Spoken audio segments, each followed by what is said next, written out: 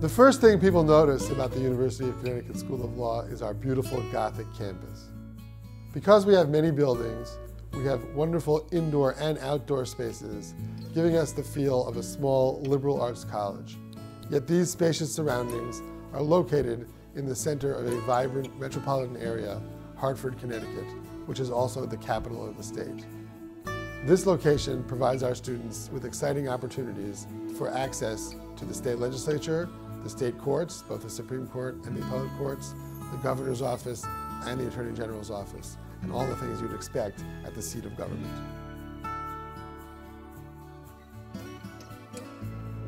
You may wonder why I talk about teaching in a video celebrating faculty scholarship.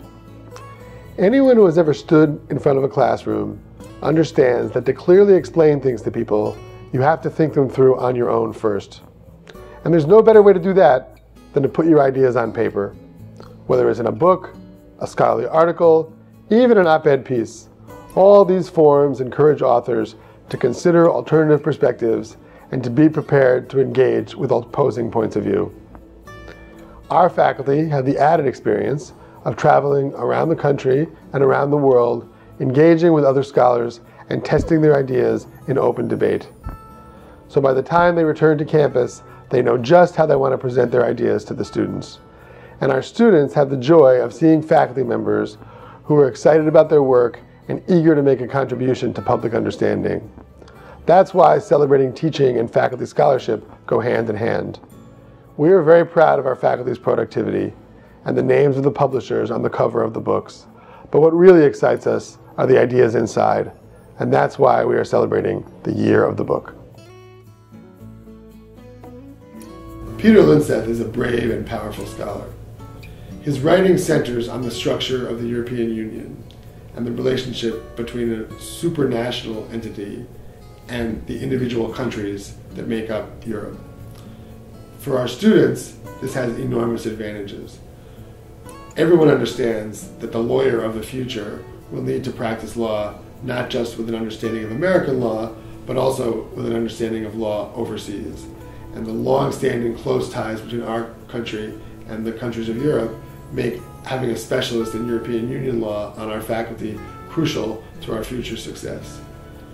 Peter's particular interest in his new book, Power and Legitimacy, Reconciling Europe and the Nation-State, is a careful examination of the relationship between the sovereign states of Europe and the many complex interlocking governmental entities that attempt to govern Europe as a whole.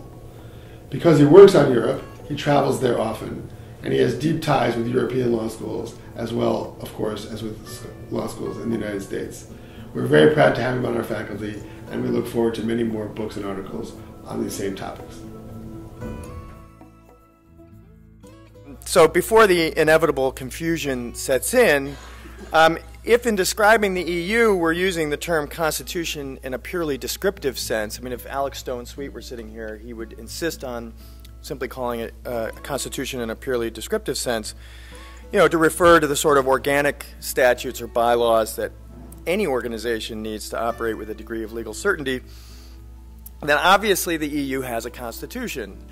But so do golf clubs, as Matthias Kuhn famously titled one of his articles.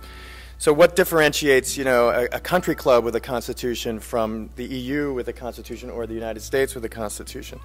Well, in my mind, what the EU lacks and what a careless use of the term constitution in relation to the EU elides is the broadly shared sense that its institutions embody or express the capacity of a historically cohesive political community to rule itself through institutions that that community has constituted for that purpose. Now, it's a mouthful, I admit, but what we're talking about is obviously the demos problem. When do you have a political community that is capable of constituting institutions of self-government? Let me tell at the outset that this book appears at the right point in time. You may have been aware or not been aware that the European Union has had a constitutional debate, was all enarmored in the idea that the European Union first has or ought to have, or already has, and has to have a revised constitution. So this is a discourse that has been very strong, in particular among European Union scholars.